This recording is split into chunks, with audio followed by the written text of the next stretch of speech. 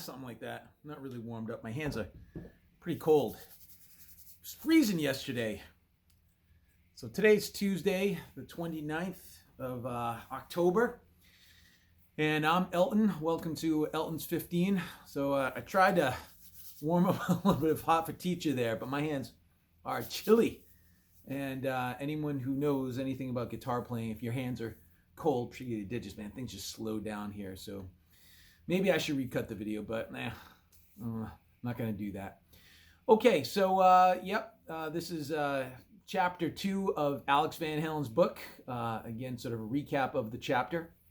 And the book opens up with Alex talking about a toy gun that he and Eddie had, a Mattel gun, if I recall correctly.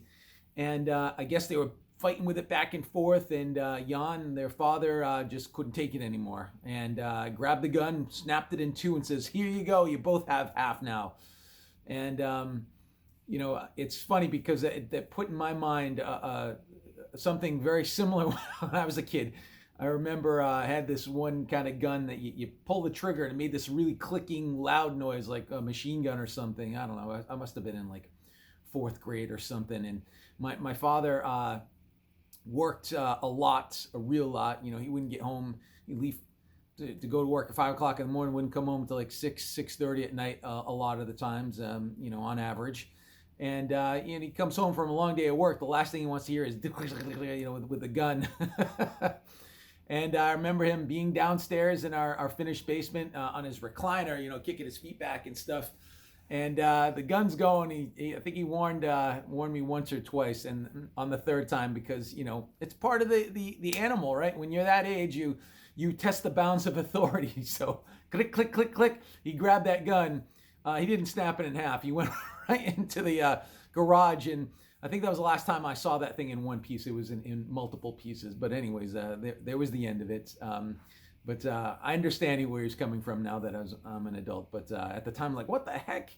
But hey, anyway, so it opens up with that story for chapter 2, and it just reminded me of that. Now, with Yan, Alex took that as an example of like Yan's wisdom, where he would teach the boys things in indirect ways, or at least that's Al's interpretation of it.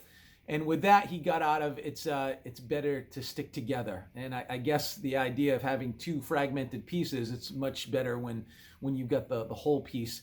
And that was the lesson that he learned from it. Bottom line, stick together. And it revealed itself sort of years later. And then the chapter goes on to talk about how Al realized Ed's talent on guitar, and that that was going to be their foot in the door. Now, the band hadn't even begun, or no band even materialized at that point, but Al just knew from like really early on that was the thing to ride. Let's get on that. And his idea was, Ed, just play, and the rest will take care of itself, I think is the direct quote from it. And of course, if you know anything about Van Halen history, you know that they swapped instruments. So a bit of the backstory, if you guys are sort of new to the Van Halen's instruments as youth. Well, they started off on piano, and then when they came to the United States, Al got a guitar, flamenco guitar, I believe, and then an electric, Tiesco, I think is how you pronounce it. And Ed wanted to play drums. So the old story as it goes is the way that Ed tells it. I think Al has a different interpretation of it, is that in order to pay for the drums, they were $125, I guess, a Japanese drum set, which was kind of, I don't know if it was inexpensive at the time. I would imagine that was still pretty pricey. I mean, $125 in the 60s, I think, is quite a bit of money. anyways, Ed said he was out, throwing the newspapers, had a paper out, and when he was doing that, Al would jump on the drums and play it. And after a while, it kind of dawned on both of them, like, hey, Ed thought Al's getting better. He could play Wipeout better, that song from the 60s. Anyways. And so he got better at it, and Ed just said, okay, you're going to play my drums, I'll play a guitar. And so the rest is history. So Eddie Van Halen ended up on guitar, and Al, from there on, just played drums. Now, for the next part of that chapter, I think, Al goes on to kind of realize that piano kind of represented, because that was their instrument to start with early on, and they had very strict lessons, Russian teacher, all that stuff, that drums did not represent strict lessons and that. And for Ed, it was something that he refused to take lessons for. He saw it as like a freedom, no lessons, no theory, none of that stuff, just playing what kind of came to mind, and that freedom right there. And with guitar, it represented for Ed, and I've heard him say this in interviews, and it seems like Al is kind of taking off on that idea that with piano, you can't bend the strings on the piano, you're just hitting the notes. And with guitar, with the bending of the strings, the idea of microtonal notes, right? So getting feeling and stuff like, oh, that's terrible.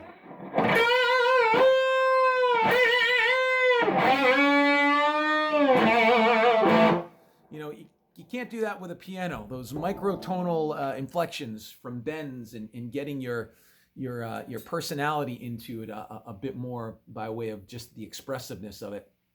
And then Al goes on to get into Ed's guitar history, sort of starting with that TS Go, playing that for a year or two, and then upgrading to a Univox Custom. And it was a hollow body, a 12-string. So Ed's second guitar was a 12-string guitar, electric, and he removed 6 of the strings so it would play like a 6-string, right? Because standard electric guitars are, you've got the 6 strings. The 12 strings is like you're doubling each one of the strings. And he just played it like that. And from there, he played that for a while, and then I guess he traded it in for a gold top Les Paul. And that's a major upgrade, to be able to get a Les Paul guitar, one of the rock standards for sure, of the 60s, 70s, 80s, and then, it had a resurgence in the late 80s because a lot of other guitar shapes and sizes from glam and hair metal stuff was dominating a lot of electric guitar purchases, but kind of made a comeback with Slash from Guns N' Roses. He kind of recast the die, and then that guitar became a bit popular then. But anyways, Ed's third guitar was the Les Paul, according to Al, and he promptly went to to work on it with chisels, and he's pulling out the electronics and replacing the pickups, these things here, which if you don't play guitar, these magnets that allow the string vibration to be conducted through the cord and out the amp. He was digging into it so he could put different electronics in it, and he painted the guitar. It wasn't gold anymore. He painted it black, and I think it went on to be stolen at some point. But it was interesting to note that Ed had an early start in that, because Edward, as an adult and as a mainstream rock guitar player, was known for his tinkering and never being satisfied with things that were bought off the shelf. He'd always do things to modify and change and continually change.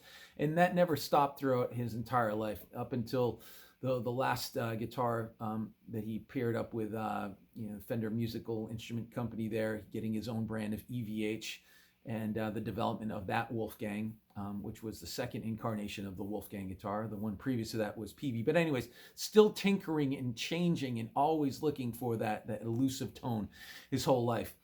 Now, Al also went on to say that Ed liked his amplifiers, how they sounded really loud, but it'd just be too loud, so that he had to use a voltage, like a dimmer, a variac to bring down the sound of it. But Al said that they'd often, blow out the fuses in the house, and I can only imagine what it'd be like living with someone in the house that's continually messing with electricity and lights going out because you're doing these I don't know, experimentations on your sound and stuff. I think it's pretty cool.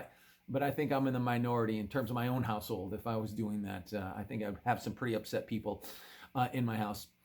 Anyways, I guess that tinkering, again, never stopped. And even when David Lee Roth got in the band, the book says that he called Ed Dennis the Menace of trouble, and that he was always just doing this tinkering stuff. It's like, hey, man, just play the thing rather than all this fiddling that you do with it.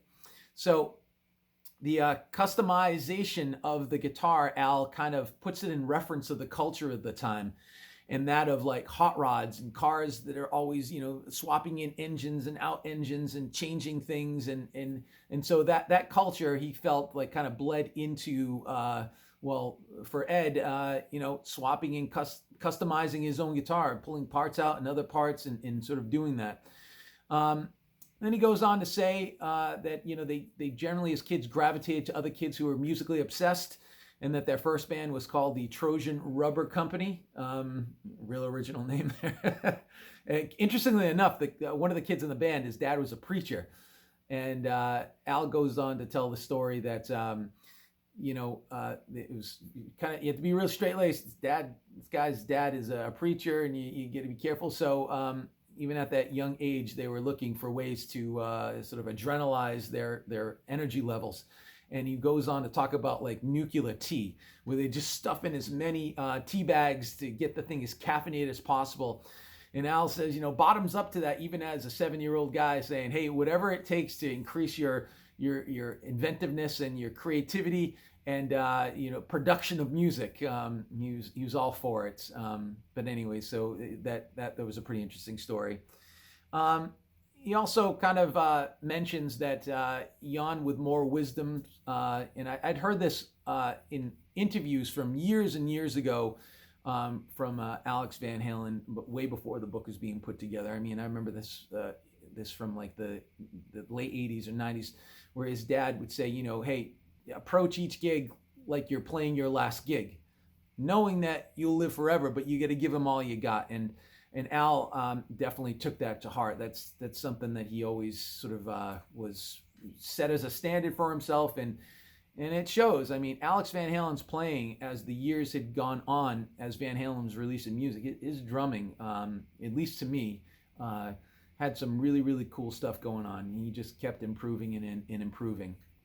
And then one of the last things that was said in chapter 2 was a story about welcome to the music business. And again, this is a story that I'd heard previous to reading chapter 2 in the book, is, Alex and Eddie's dad, Yan, would bring them to many of his gigs. And at times the boys would be able to play or would be the musicians in the band at times.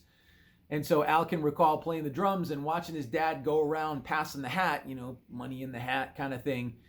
And at the end of the night, counting the money, Alex and Ed would see all this money, and they'd only get a fraction of it. Like, hey, you made like $30 in tips here. That's pretty cool. I'm getting, 7. Ed's getting 7. What about the rest? And his dad is saying, welcome to the music business. And that was a lesson that Alex said just kept repeating itself as he became a professional musician and throughout his musical career. The idea of music and then music business and how separate they are, but still intertwined. So that's a recap of chapter 2. I'll be dropping chapter 3 again soon, hopefully tomorrow. And thank you very much for tuning in. I'm Elton, and this is Elton's 13. Thank you.